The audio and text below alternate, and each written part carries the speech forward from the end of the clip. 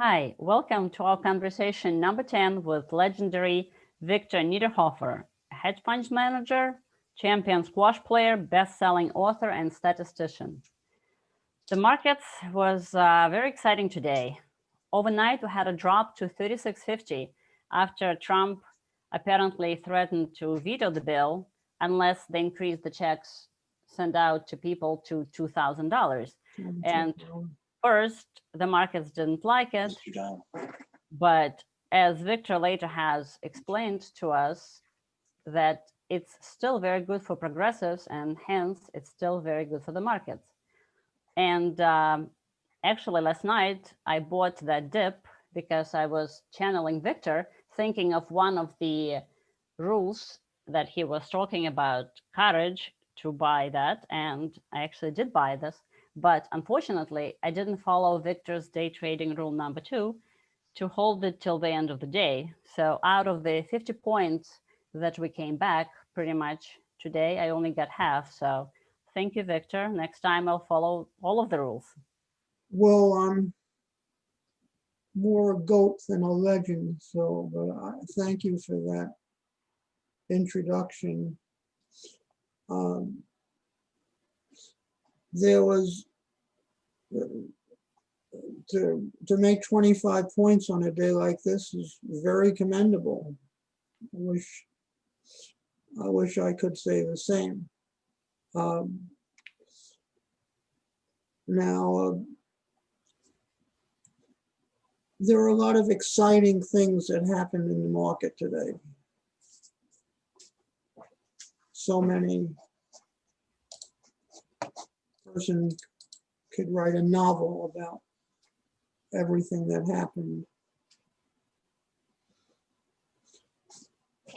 The most exciting thing was at around 8. I was having dinner at until about 8 p.m. and I had a long position. Was up about 15 points at 36.90. When I came back, I couldn't believe it. It was 36.50. Trump had indicated that he would veto the spending bill. Now, he didn't veto it for the reasons that libertarians wanted it vetoed. He vetoed it because there wasn't enough money for the public. And immediately Nancy Pelosi said that, well, carry on if you want to give $2,000 to every member of the public, that's fine. We've been trying to increase the spending in the bill.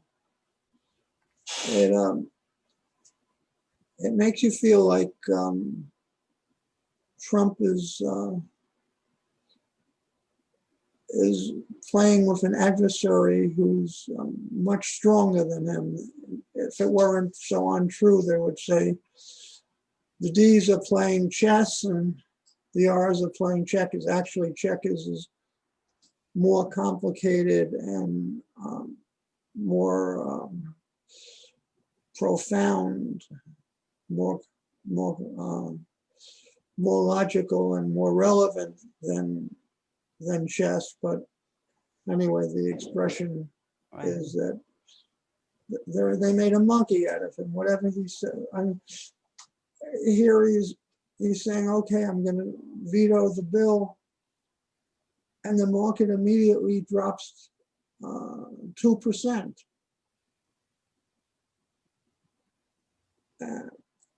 Now, how many times has the market dropped 2% in the last few days? It's the previous Tuesday, it went to 35.96. Then it came back and had several drops of 20 to 25 points in a half hour that day, and illustrating the point that there's about as much movement in a day and a half of Levin day trading as in the whole year. Okay, And also, did you see another drop due to Trump's another veto threat? At the end of the day, the market dropped, what, 25 points because Trump threatened to veto the defense policy bill. Well, he did veto the stimulus bill. Right, and that's not the one. And the second time it only dropped 25 points, where it dropped 1%, whereas the previous time it dropped 2%. And it's already up 10 points since. To me, it's like a Greek tragedy. Reminds me of the Iliad. And did they read that in Russia, by the way? No, I don't think so. Well, everyone should read the Iliad and the Odyssey from time to time. It's very timeless, and the themes are very relevant. But to me, in the Iliad, Hector has a golden moment right before his death. He comes out of his hiding place and he smites the enemy, and he fights with Achilles, and everything's hanging by a thread. He's fighting the greatest warrior in the world. But of course, then Zeus weighs the things on the scale, and Hera, his wife, maneuvers him so that he would favor Achilles. And Hector is soon stripped of all his armor and humiliated and loses. And that reminds me of what's happening to the market all the time. It's had about 5 declines of in the last 2 days, tremendous declines. And it reminds me of all the times that the Trojans tried to wrestle a compromise out of the Greeks, and they were failed. And it failed twice today, failed 3 or 4 times yesterday. And it's sad because Trump is so amateurish, and no matter what he says, whenever he says anything, the market drops because the market is woke. It prefers the progressives. He said something very, very reasonable, that he would veto the bill because there's 4 out of 5 of the 2.2 trillion are things that have nothing whatsoever to do with the stimulus and with helping the public. Right. Namely, for example, there are 4 museums in Washington that received so much money: the Kennedy Museum, the Smithsonian, the Hispanic Museum. And we discussed all of the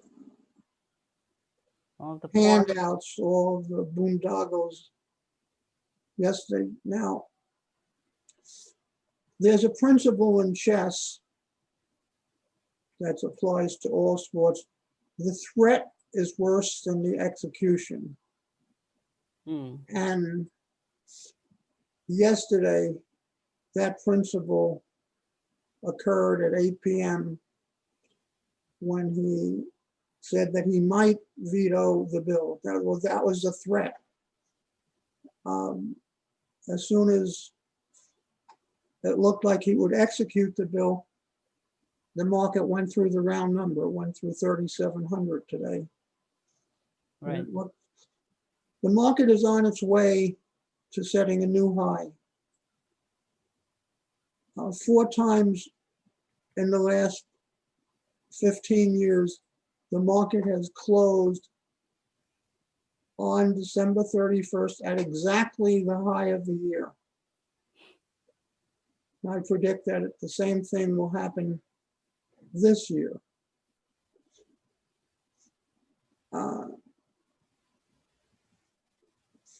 In poker, they have a similar threat is worse than the execution. If you're playing table stakes or any game where one player has a lot more money than the other and he bets, it scares the weak players out because they might not be able to withstand a much bigger bet. Right. And by the way, that's a very important principle of day trading that I didn't mention yet. Okay. One One of the reasons that day traders lose is because they have much less money than the adversary. The adversary are market makers, are banks, institutions, the high frequency people, and they can't withstand the normal fluctuations that occur in a day. So you can't speculate with a much lower stake than the adversary. And usually in the day trading case, especially with the Robinhood right. speculators, they must have about 1,000 or 1 million for as much capital as the adversaries.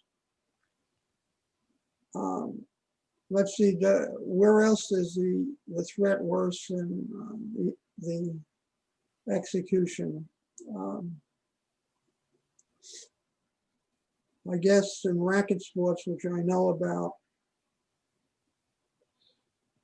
if a player has a weakness, he has to cover and has to move to his weakness for fear that the opponent will play for, right. if he has a weak backhand. By the way, do you play any sports? No. What do you do for exercise? I go to the gym a couple of times a week, lift weights. I hate aerobics. I prefer lifting weights. It's a lot more fun for me. Plus, it's healthier. Did you go to the gym today? Yes, I did. What time? Around noon. Well, that illustrates another point. You have to be in the market if you're going to trade within the day. You have to be in the market 24 hours a day. Yes. I stepped out of the office for about 10 minutes at 3:20 p.m. Eastern time. And by that time, the market was 36.95. It had come back, and Trump had announced that he was going to veto. And if I hadn't been, and I sold the market because it had a fairly strong close the previous day.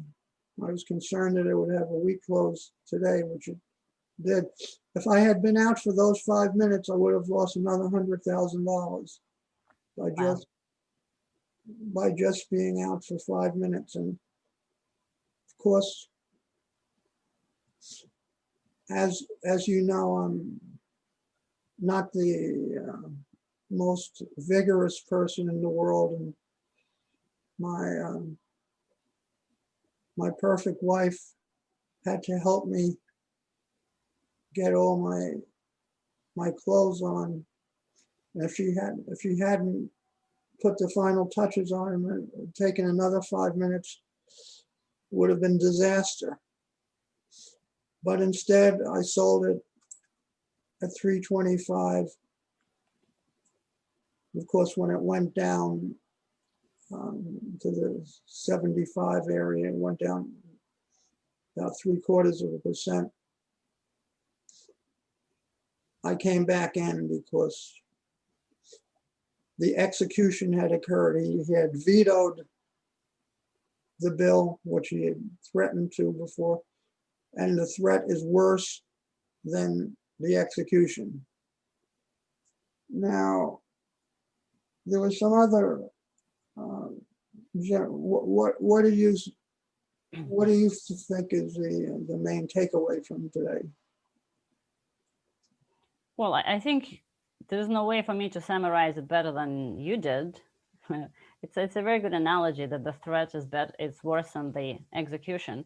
It's actually quite a common thread in our daily lives. We often dread things that do not come true, not nearly as bad as we anticipate them. So it's the markets teach you more about life or faster than life actually does. So it's interesting. One of the things that I always use to learn about the markets is reading the New York Post every day. Really? Yeah, it's completely full of exciting stories. And when I turn to it, they have a big article.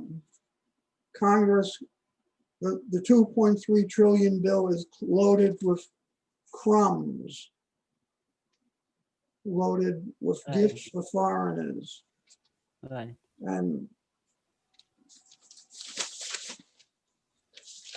then there's an article by Jacob Sullum, who's an editor at Reason. He talks about lockdown lunacy. The whole thing is so absurd that they're locking down indoor dining, they're making people wear masks. Those expressions, those warnings and dictates have a meager effect on the closing down the schools. They have a meager effect on any reduction in chances of getting the virus. They say that by closing down indoor dining, it might lead to a 1% reduction in the virus, but the cost is so great. So many people have sacrificed their lives and are not having as much pleasure. Their social life is completely reduced. The school kids are learning 1/10 as much from. It's so sad to see all these things happening, and why? Because the government wants to show you that they know better than you, and that they're there to help you, and that they can determine determine better how businesses should be. Right. Now the one good thing. Go on. We actually covered a lot of this in yesterday's podcast with all the charts and other information that basically shows that lockdowns and banning indoor dining does literally nothing. that Florida didn't ban any of the stuff, and we have a lot less virus than California, which has total lockdown. And New York City just today or the other day instituted a new policy that anybody who breaks their quarantine when they arrive face a fine of $1,000. I just hope it's daily because I do want to discourage people from coming to New York City. It has turned into, I used to love the city, but it has turned into such an insane place. When was the last time you were there? Oh, 2 years ago, I think. Yeah, about 2 years ago. Before the coronavirus. I spent almost my entire life of 100 years in New York City, but it feels like I haven't been there in 2 years. Also, yeah, we lived there for 10 years and loved it. But it's just, I mean, the Opera House is closed for the whole season. You know. Are you a fan of opera? Yes, definitely. We used to go as often as we could, not as often as we should have, but definitely. I'm a fan of opera. I've been, every day I listen to Verdi operas. My favorite one is Don Carlo, and the bass soliloquy about she never loved me is something that I wish to play at my funeral. I'm listening to the teaching company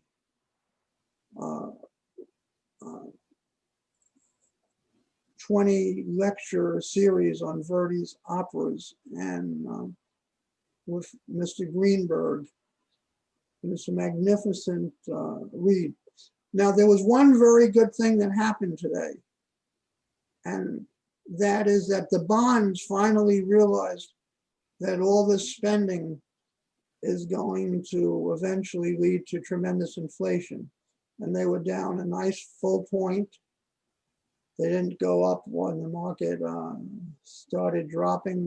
They ended a little bit above 172. They're about 1 full point.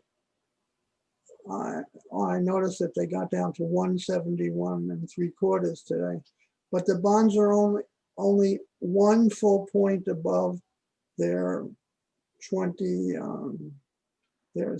80-day low. Eventually, they'll crash through 171, and that will be a day of reckoning for the market. Do you think this will affect the market negatively? No, a 1 point decline is de rigueur. No. I mean, if it crashes, like you're saying, through the floor. Well, today was a red day. We haven't had a red day. If you look on Daily Spec, and by the way, there's a beautiful discussion of all the absurd power grabs concerning the virus on Daily Spec. But if you look at, well, on my Twitter also, I have a chart of the red and the blue, and the red days occur about once every 8 days, and they've occurred 3 times this month. But they're generally pretty bad for the market. The next day is fine for the S&P, but it sets a base that's bad for the next week. Now, yeah, at some point we will put some charts and we'll talk more about because I'm always interested about that chart that you put up on Twitter and on the Daily Spec for the bonds and stocks with various colors. I think we need to talk about it more, and because it's interesting. All right. And just a quick side note about the coronavirus. I think yesterday we spoke about the models, and I mentioned that I don't know how they know that the virus is more transmissible by 70%, like they claimed. And apparently today, an article comes out saying that they actually do not know, that they that it's the same model that's been statistically flawed, and it's too early to tell if the strain is more easily spread. So it's just another flawed model from the Imperial College by the same incompetent people who produced the original threat of 2 million or whatever dead people in US, now produce that nonsense. And apparently that's also flawed. So, All right, now let's turn from the ephemeral to the sublime. I've often referred to the greatest investor I know, better than any of the Buffett and the palindrome, and he happened to be my mentor, James Lorie, the founder of the University of Chicago, actually the business school. He and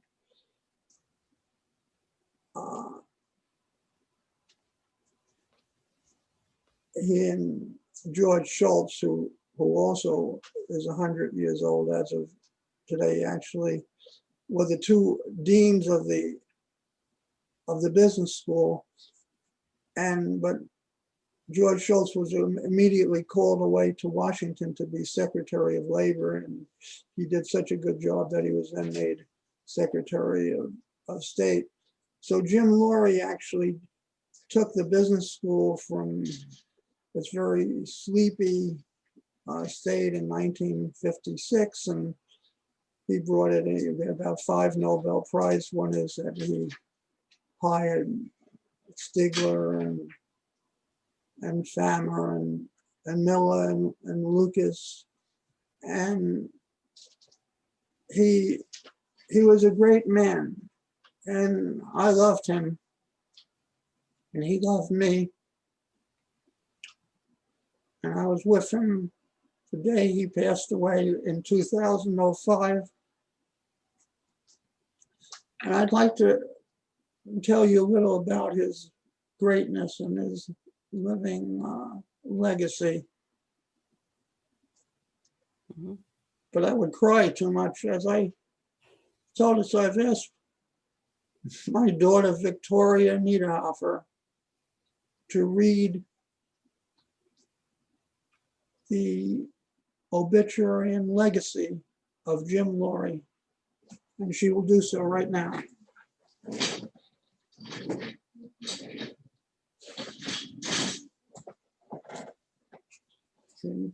Hi. Hello. Choose one.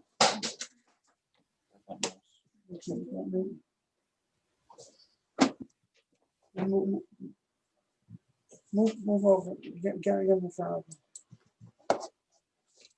We move this chair. Yeah.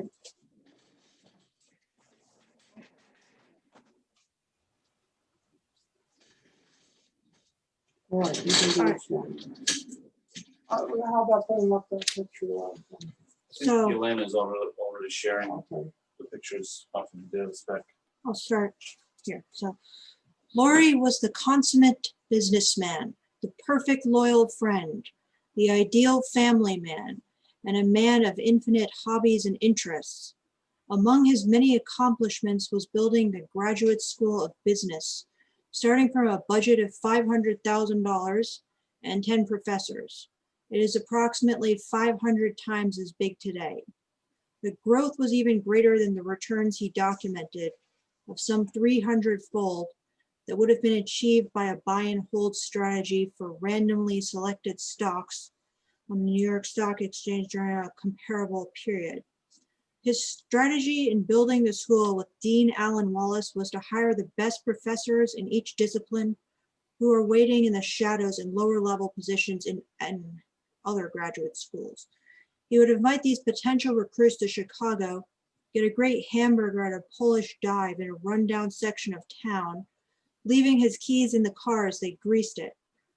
I lost a few cars that way, but I managed to dispel all the fears that those guys had heard about back home, he would say in one of his characteristic witticisms. Among those he hired in this way were the Nobel Prize winners George J. Stigler, Merton H. Miller, Myron Scholes, and Robert Emerson Lucas Jr. It is a fitting tribute to Jim that the Graduate School of Business will fly its flag at half-mast for the 10th of September in memoriam. He was a pillar and founder of the Chicago business community, which forms the backbone of Chicago's cultural and commercial life to this day.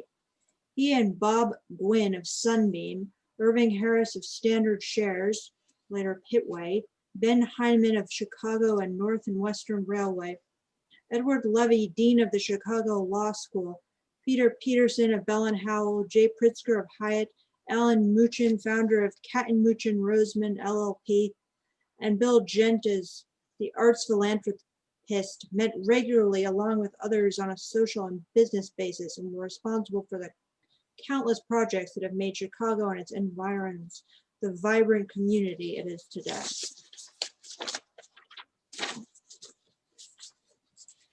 Jim served on the boards of many companies during their most dynamic stages, including Merrill Lynch, NASDAQ, Standard Shares, and the University of Chicago Press.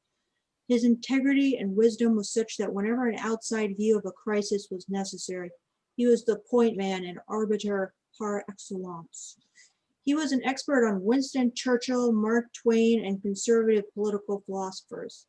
His extensive collection of books of these statements has augmented the University of Chicago's collections, and his frequent lectures on these subjects has introduced their greatness to many an aspiring student. His lecture on Churchill upon his death in 1965 which was attended by some 1,000 students at University of Chicago's biggest lecture hall, and his talk before the American Statistical Association on the pioneering statistical insights of Mark Twain were two major exemplars. Another one of his hobbies was backgammon, which he played for fun and pleasure and used to pay his way through school. One of Jim's favorite activities during the last 25 years of his life was to lunch at the University of Chicago's faculty club, surrounded by his friends, Ronald Coase, Milton Friedman, George Schultz, George or Steve Stigler, and Arnold Zellner, Peter Dembowski, Ted Cohen, Richard Stern, Charles Gray, Robert Ashenhurst, and Bernard Meltzer. After some lively conversation about the day and fray, and how all problems would be solved if only government were to go away and competition were extended, Jim liked to shoot an hour or two of pool to sharpen the wit, pocketbook, and eye. Jim's academic career may be compared to that of Linnaeus or Mendeleev. He established the database, fomented the research center, and performed the first studies from which all subsequent work in biology, chemistry, and in his case, finance flourished. He wrote 3 books about his work, one on agricultural cycles, another on marketing, a third on stock market behavior. Lorie, okay. He also wrote a pamphlet, Public Policy for American Capital Markets, which advocated centralizing stock trading electronically by means of a Consolidated Limit Order Book, or CLOB. Each of his books was widely used. Whenever a dean or professor at the U of C called for more elegance or more simplicity or more beauty in writing, Jim's books and articles were the model. Jim's rules for writing were to create short, simple, declaratory sentences with each getting over a point that led to the next sentence. I once spent a year researching an article on insider trading with him that ultimately appeared in the Journal of Law and Economics. I still remember that Lorie wrote and completed that paper in 1.5 hours in his office, dictating one short and simple thought after another. That was his way.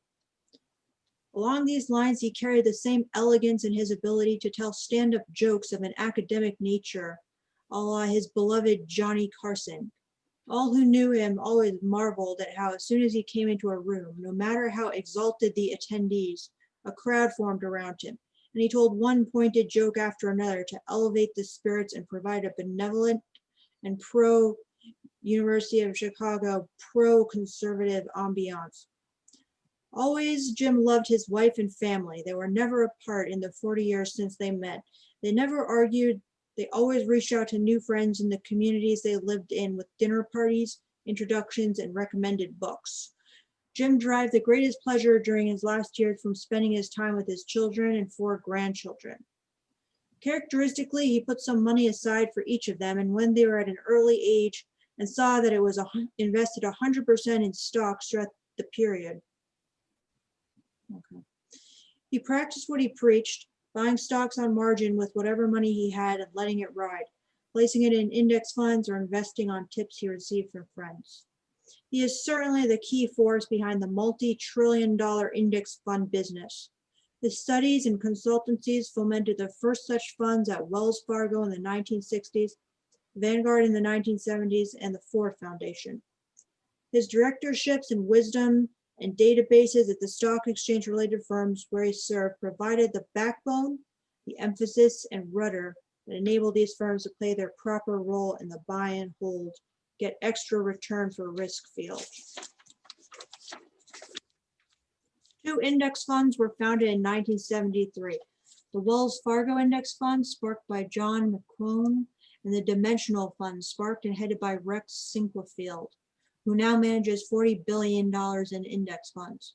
McQuone was a steady fixture at the University of Chicago, where Jim and his students, including myself, in a very minor role, guided him in every aspect of setting things up. Rex describes Jim's contribution to the dimensional funds in this way. It was Lorie who persuaded them, American National Bank, who persuaded them to bring in a couple of MBAs, including himself, let them run around the place and apply their ideas. And he continued to persuade some of the senior management that you ought to embark on this path. Jim is most remembered as the founder of the Center for Research and Security Prices. Everything in finance was changed and fomented from that database. It wouldn't have happened if Jim weren't there to field a random call from Louis Engel of Merrill Lynch in 1959. Engel, who later became one of Jim's best friends, wanted to know how well investors performed in stocks relative to other investments. Only Jim would have had the temerity and vision to say that Merrill should finance a database to answer the question. It started with a $300,000 grant, and the rest is history. Always he was reaching out to someone. If a student needed a loan, if a student needed an investment, if a student needed a scholarship, if a student was down on his fortunes and needed a break, Jim was there to provide it. Countless such students owed their start to his generosity, including myself and Gary Hoover, the founder of mass marketing of books and Hoovers, among others. The students came together in 2002 to commemorate and establish the James Lorie Professorship at the University of Chicago while he was still living, a very unusual and appropriate memorial. Above all, Jim was kind and humorous, brilliant, scholarly, and decent. He lived a long and happy life, always surrounded by friends and family, never having to dissemble, always augmenting his own knowledge and others. All who knew him would be the first to say that he was their mentor, their second father, the key link in their subsequent path to success. He would just say something like, "I just prevented you from hurting yourself too bad." Thank you. Thank you. Okay, let's call it a day. Should be Thank very you. exciting tomorrow. More of the same. We'll talk tomorrow. Good luck to our listeners and to yourself. Thank you.